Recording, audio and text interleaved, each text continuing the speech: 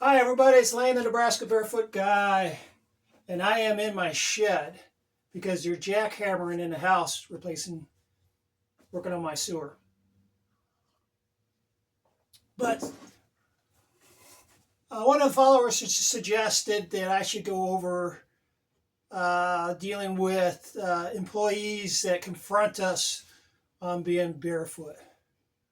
Man, I got a few stories there. But he made a good point to stay calm because that works the best. First of all, stay calm, relax. What's the worst that could happen other than they ask you to leave? Or the next degree is they walk you out. I've had that happen.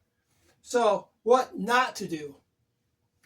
I was actually in a Walmart, and we all know going barefoot in a Walmart is by corporate has no problem with it. But I was in a Walmart, not my own, and I had a shirt that had like bare feet with a line through it or something. It was a challenging shirt saying, oh, shoes. The shoes with a line through it saying go barefoot, whatever. So it was kind of a challenging shirt. I just happened to have on, and I was going back to the automotive section, and an employee, a gal, probably maybe 20. Said, sir, you have to have shoes on here. And I just, without even stopping, saying, no, Walmart doesn't have any policy saying that we have to have shoes on. And I just kept on walking. Yeah, don't do that. Don't do that. So then my wife hates confrontations. So that's another issue because I don't mind them, but my wife hates them.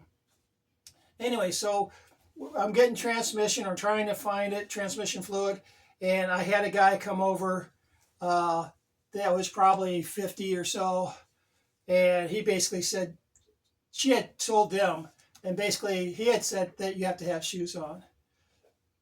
And I just said, no, that's not true. Corporate has no shoe polish or policy saying that customers have to have shoes in here.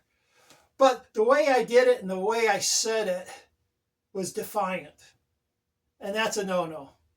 Because all their defenses went up. Another guy came over that was an employee, and all the defenses go up.